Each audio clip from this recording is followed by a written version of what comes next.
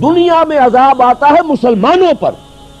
مسلمان ہو کر تم اگر اسلام پر عمل نہیں کرتے، دعویٰ تمہارا اسلام کا ہو اور عمل تمہارا کافرانہ ہو، نام لو تم محمد کا صلی اللہ علیہ وسلم اور اتباع کرو تم محمد کے دشمنوں کا، دعویٰ کرو اللہ اور اس کے رسول کی وفاداری کا اور تمہاری دوستیاں ہوں اللہ اور اس کے رسول کے دشمنوں سے، تم کہو اللہ اور اس کے رسول کے احکام کو ہم مانتے ہیں اور سودی کاروبار کر کے اللہ اور اس کے رسول کے خلاف اعلان جنگ کیے رکھو. اصل عذاب دنیا میں مسلمانوں پر آتا ہے کہ تم نام لیتے ہو ہمارا اور عمل تمہارے خلاف ہے. لما تقولون ما لا تفعلون کبر مقتا عند اللہ ان تقولوا ما لا تفعلون، کیوں کہتے ہو جو کرتے نہیں ہو؟ اللہ کے غضب کو اور اللہ کے غیظ کو اور غصے کو بھڑکانے والی ہے یہ بات کہ تم کہو جو کرتے نہیں.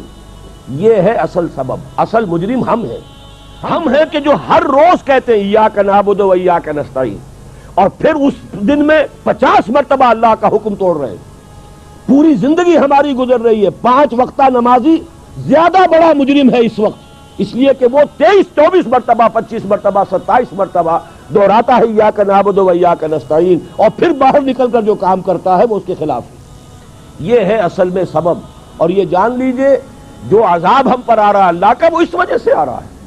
ہمارا کام تو یہ تھا کہ ہم دین کے علم بردار ہیں، دین کا ایک نظام دنیا کے سامنے پیش کریں. جب تک وہ ماڈل مسلمان قائم نہیں کریں گے یہی عذاب کے کوڑے برستے رہیں گے. سخت سے سخت تر عذاب آئے گا.